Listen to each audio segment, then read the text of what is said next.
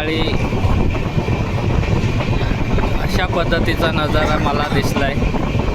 जिकडे पाहावं तिकडे शेती आहे. ट्रेनच्या पटरीच्या दोन्ही बाजूला अगदी जेवढ्या लांब नजर जाईल तिथपर्यंत शेती दिसते. मला वाटते अशा पद्धतीची कोकणामध्ये फार कमी भात शेती किंवा अशी पिकती जमीन पाहायला मिळेल.